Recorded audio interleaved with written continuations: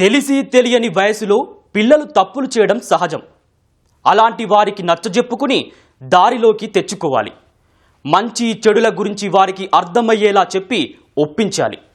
కానీ ప్రేమించిన పాపానికి ఓ కుమార్తెపై తండ్రి కోపంతో రగిలిపోయాడు. తన మాట వినడం లేదని ఇనుప రాడ్డుతో తల పగలగొట్టి చంపేశాడు. గుట్టు చప్పుడు కాకుండా మృతదేహాన్ని ఆటోలో తీసుకెళ్లి వాగులో పడేశాడు. ఇంటి చుట్టుపక్కల వారికి అనుమానం వస్తుందని దూర ప్రాంతం పారిపోయి తలదాచుకున్నాడు. పోలీసులు హత్య కేసు ఛేదించి నిందితుణ్ణి అరెస్టు చేశారు.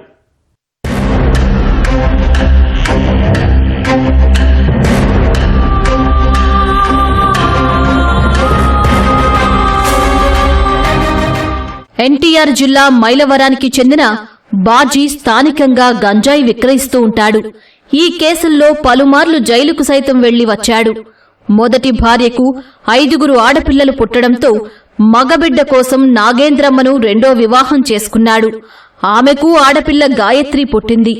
రెండో భార్యతో కలిసి గంజాయి విక్రయిస్తూ ఉండగా 3 నెలల క్రితం పోలీసులు ఇద్దరిని అరెస్టు చేశారు.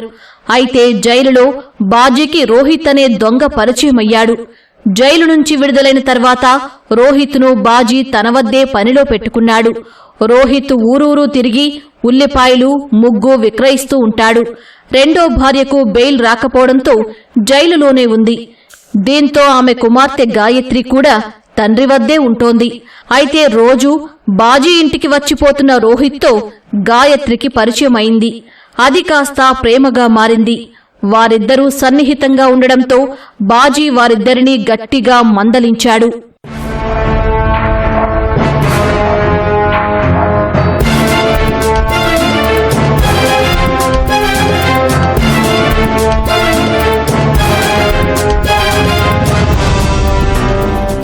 రెండో భార్య కుమార్తె కావడంతో గాయత్రిపై బాజీ మొదటి భార్య నాగమ్మ లేనిపోని మాటలు చెప్పి రెచ్చగొట్టింది.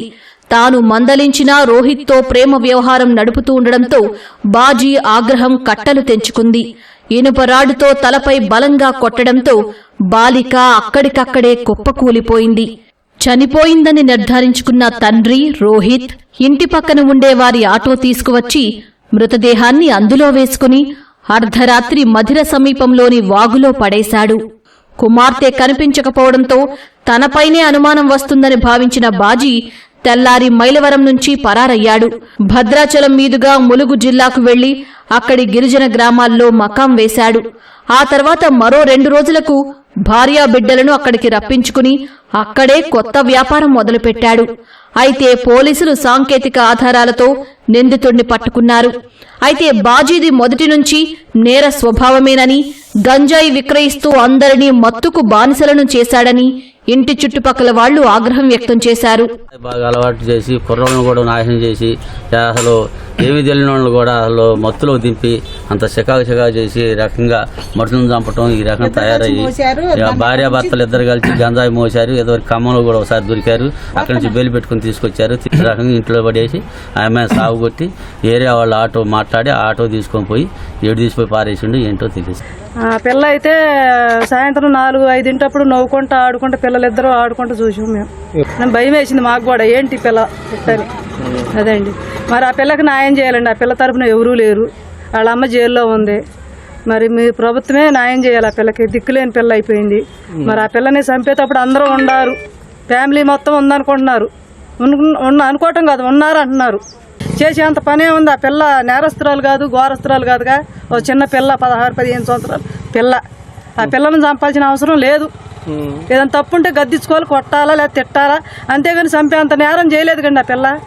ఆ అబ్బాయి అయితే గంజాయి అమ్ముతాడని కేసుల్లో ఉండండి. గంజాయి పరంగా అమ్ముతుడు అని అనుకుంటున్నారు. అది ఇప్పటికే పలుమార్లు గంజాయి విక్రయ కేసుల్లో నిందితుడిగా ఉన్న బాజీపై పిట్టి ఎన్డీపీఎస్ కింద డిటెన్షన్ కోసం ప్రభుత్వానికి పోలీసులు సిఫార్సు చేయగా ఉత్తర్వులు వెలువడ్డాయి.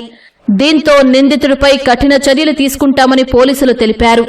అయితే ఇప్పటికీ కుమార్తె గాయత్రి మృతదేహం లభ్యం కాలేదు.